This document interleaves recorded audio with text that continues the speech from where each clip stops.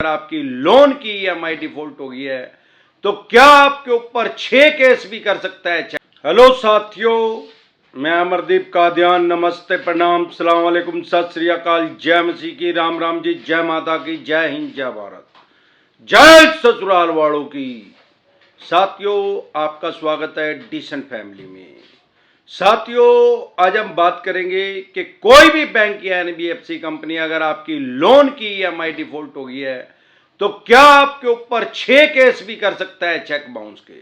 हमारे साथ हमारे एक क्लाइंट जुड़े गुजरात से, जो कि मुझे कह रहे हैं कि सर उन्होंने एनबीएफसी कंपनी से लोन लिया हुआ है, कि जो एनबीएफसी कंपनी वाले हैं वो टेलीफोनिकली कह रहे हैं कि 6 चेक बाउंस के केस करेंगे, 6, क्योंकि इस आदमी ने 6 चेक दे रखे हैं उनको, और ये सूरत में है, कोई इनकी फैक्ट्री है कपड़े की। तो इस बारे में हम बात करेंगे, विस्तार से चर्चा करेंगे कि कोई भी बैंक या एनबीएफसी कंपनी एक लोन के डिफॉल्ट होने पे हमारे ऊपर कितने केस कर सकता है चेक बाउंस के। साथियों, अगर पैसे हैं तो इनके पैसे दे दें, नहीं पैसे हैं तो राहु केतु ग्रह तो क्या करेगा, दुनिया का कोई ग्रह धरती पे आके कुछ नहीं कर सकता। और चवन्नी छाप से डरे घबराए नहीं। चवन्नी छाप की दुकान के अंदर पेट्रोल के कोटन लगा दें, ना टाइम पे कोटन हो तो इनके लेटर बॉक्स के अंदर ही पेट्रोल डाल दें। इनका चवन्नी छापों का यमराज तो ये बैठा ही है, अमरदीप का ध्यान। साथियों, अगर आप मुझे फेसबुक पे देख रहे हैं तो हमारा एक यूट्यूब पे चैनल है डिसेंट एडवाइस के नाम से, जिस पे मैं लगभग 2000 वीडियो डाल चुका हूं लोन से रिलेटेड। आपको या आपके किसी भी यार प्यारे रिश्तेदार को लोन से रिलेटेड कोई भी दिक्कत परेशानी समस्या अगर आ रही है तो यूट्यूब के सर्च के ऑप्शन में जाके वो प्रॉब्लम लिखें। आगे जैसे ही डिसेंट एडवाइस लिखेंगे तुरंत प्रभाव से आपकी समस्या का समाधान हो जाएगा, क्योंकि लोन से रिलेटेड ऐसा कोई विषय, कोई टॉपिक नहीं है जिसपे मैंने वीडियो नहीं डाल रखी है। साथियों, जब भी किसी बैंक एनबीएफसी कंपनी से हम लोन लेते हैं, unsecure, secure, personal loan, business loan, education loan, scooter, motorcycle, car, jeep, truck, bus, मकान, दुकान, जमीन जायदाद, फैक्ट्री, कारखाना, स्कूल, कॉलेज, बंगला, कोठी या शोरूम, तो वो बैंक या एनबीएफसी कंपनी हमारे से चेक लेते हैं एज ए सिक्योरिटी। भगवान ना करे जब आपकी 2-4 ईएमआई डिफॉल्ट हो जाती हैं तो आपको टेलीफोनिकली धमकाया जाता है। आपके पास नोटिस आता है 138 का, जिसको सामान्य बोलचाल की भाषा में एनआई एक्ट भी बोलते हैं और सामान्य बोलचाल की भाषा में चेक बाउंस बोलते हैं। जब भी आपके पास ऐसा नोटिस आए तो सबसे पहले फेक नोटिस डिसेंट एडवाइस लिख के वीडियो देखें, क्योंकि 99% जो नोटिस आपके पास आ रहे हैं वो चवन्नी छाप भेज रहे हैं, फेक ही भेज रहे हैं। इतनी जल्दी कोई भी बैंक या एनबीएफसी कंपनी 2-3 महीने में किसी भी आदमी के ऊपर चेक बाउंस का केस करता ही नहीं, मैंने आज तक नहीं देखा। हां, ज्यादा लंबा टाइम हो या ज्यादा बड़ा अमाउंट हो तो जरूर कर सकता है। अब सवाल ये आता है कि अगर आपने 5 चेक दिए हैं या 6 चेक दिए हैं तो क्या 6 केस हो सकते हैं। उसका जवाब है कि अगर आपका एक लोन डिफॉल्ट हुआ है, डज नॉट मैटर कि वो 5 लाख का है, 50,000 का है या 50 करोड़ का है। एक लोन के डिफॉल्ट होने में यह भी मैटर नहीं करता कि आपने 15 चेक दे रखे हैं या 25 चेक इनको दे रखे हैं, सिर्फ एक और एक केस आपके ऊपर हो सकता है। हां, यह जरूर है कि अदर स्टेट में भी आपके ऊपर केस हो सकता है और आपकी स्टेट में, आपकी डिस्ट्रिक्ट में भी हो सकता है। लेकिन ये करते क्या है, जानबूझ के साइकोलॉजिकल प्रेशर में लेने के लिए, मनोवैज्ञानिक दबाव के अंदर लेने के लिए, जब भी चेक बाउंस का केस करते हैं तो अदर स्टेट में चेक बाउंस का केस करते हैं। क्योंकि चेक बाउंस का इसका फुल फॉर्म क्या है, 138 नेगोशिएबल इंस्ट्रूमेंट एक्ट 1881, 1881 में ब्रिटिश काल में धारा बनी। ये कहती क्या है, ये धारा ये कहता है एक्ट कि भाई जब भी चेक बाउंस होएगा, जिस भी ब्रांच में चेक बाउंस होएगा, चेक बाउंस जब भी होएगा एनबीएफसी कंपनी के अंदर तो चेक बाउंस नहीं हो सकता, क्योंकि एनबीएफसी की फुल फॉर्म क्या है, नॉन बैंकिंग फाइनेंस कंपनी, मतलब वो बैंकिंग कर ही नहीं रही तो उनके पास तो पावर ही नहीं है उसको बाउंस करने की, करवाने की पावर है अगर नहीं पैसे होंगे तो आपके पास। तो जब भी आप कोई चेक देंगे तो वो किसी ना किसी बैंक की ब्रांच के अंदर बाउंस होएगा।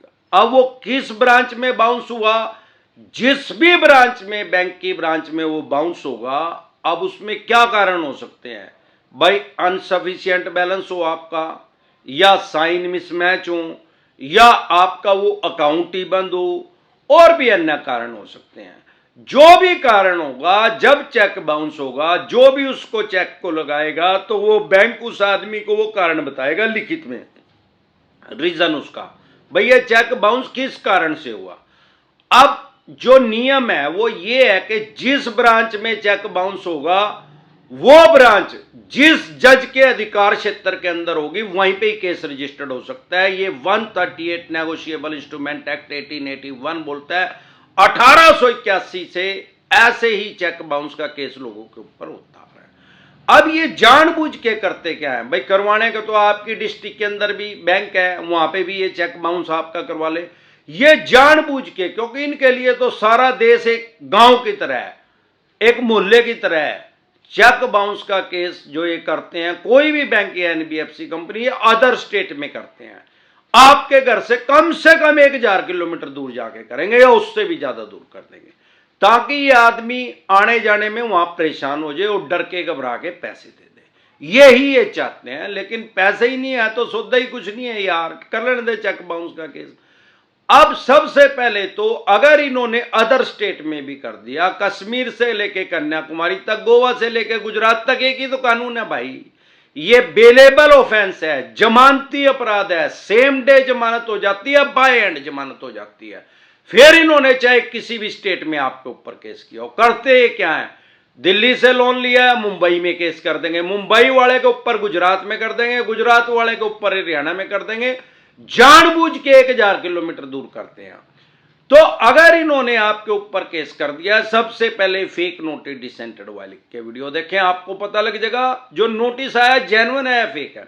अगर वो जेन्युइन भी लग रहा है आपको, तो सारे देश की कोर्ट जो है ऑनलाइन हो चुकी है, और ये चवन्नी छापों का यमराज बैठा ही है। यूट्यूब पे जलजला आ चुका है इन चवन्नी छापों को नंगा करने के लिए। कोई भी आदमी गैर कानूनी तरीके से आपसे रिकवरी नहीं कर सकता।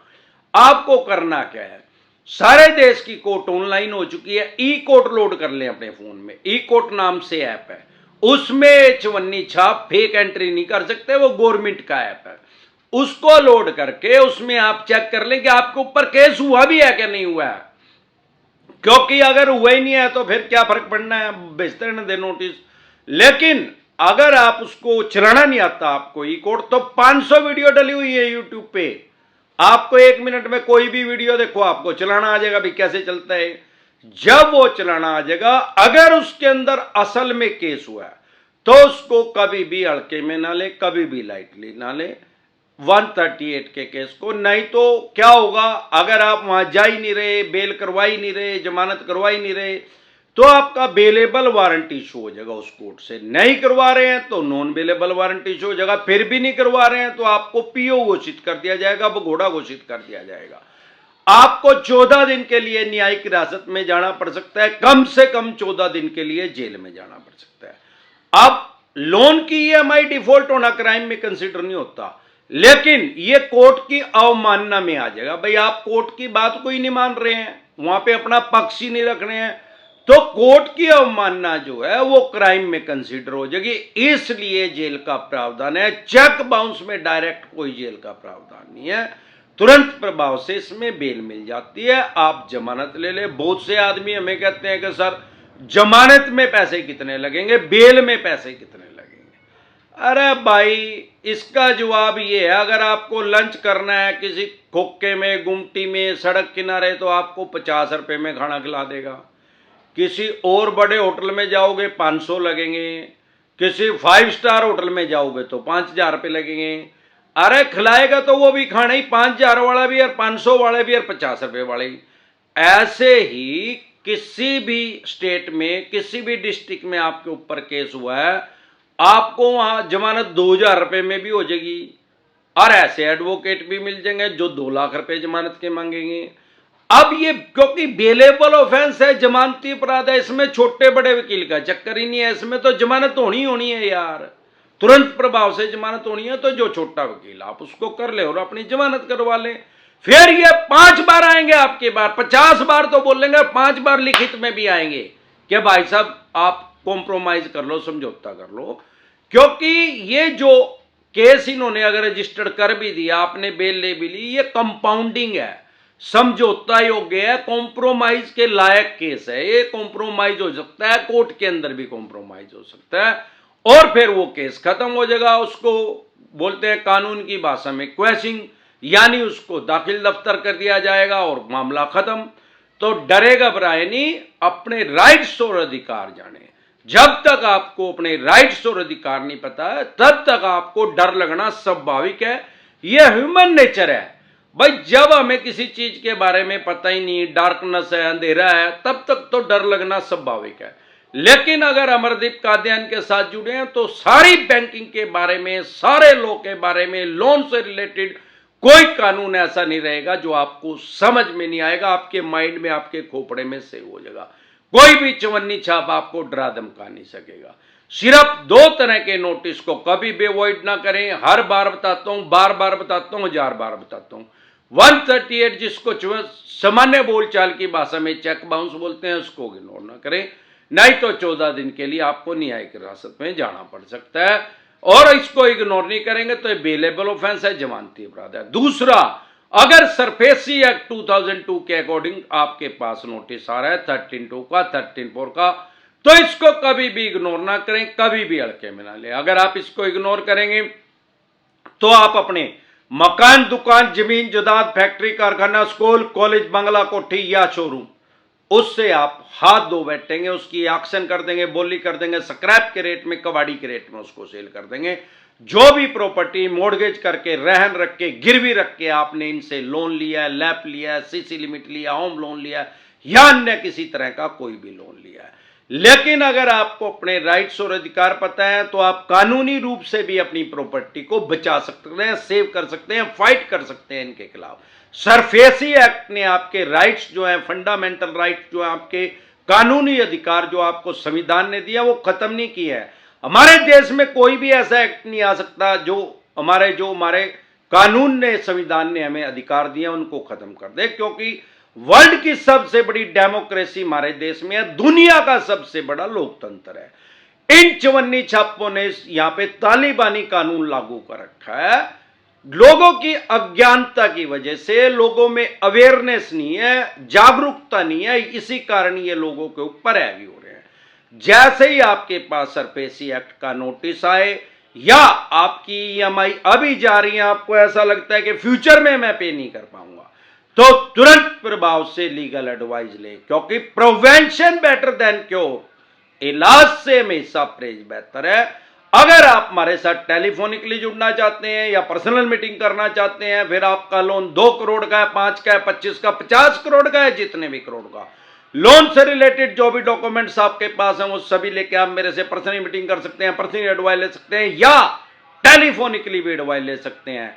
आपके पास सरफेसी एक्ट 2002 के अकॉर्डिंग नोटिस आया, जो भी डॉक्यूमेंट्स आपके पास हैं वो सभी लेके आप मेरे से पर्सनल मीटिंग कर सकते हैं। चाहे आपके पास सरफेसी एक्ट 2002 के अकॉर्डिंग नोटिस आया 13(2) का, 13(4) का, सिंबॉलिक पोजीशन का, फिजिकल पोजीशन का, डीएम साहब का, या 138 नेगोशिएबल इंस्ट्रूमेंट एक्ट 1881 का, या पेमेंट एंड सेटलमेंट एक्ट 2007 का, या आर्बिट्रेशन एंड कंसोलिडेशन एक्ट 1996 का, या रिकॉल नोटिस अन्य किसी भी तरह का कोई भी नोटिस आपके पास आया है, लोन से रिलेटेड जो भी डॉक्यूमेंट्स आपके पास हैं वो सभी लेके आप मेरे से पर्सनल मीटिंग कर सकते हैं, पर्सनली एडवाइस ले सकते हैं या टेलीफोनिकली भी एडवाइस ले सकते हैं। हमारे साथ जुड़ने का क्या प्रोसेस है, आपकी स्क्रीन पे कमेंट बॉक्स के अंदर एक नंबर आया हुआ है 9306347314। इस नंबर को सेव करके व्हाट्सएप मैसेज करें, तुरंत प्रभाव से रिप्लाई आएगा कि कैसे आप हमारे साथ टेलीफोनिकली जुड़ सकते हैं, पर्सनल मीटिंग कर सकते हैं।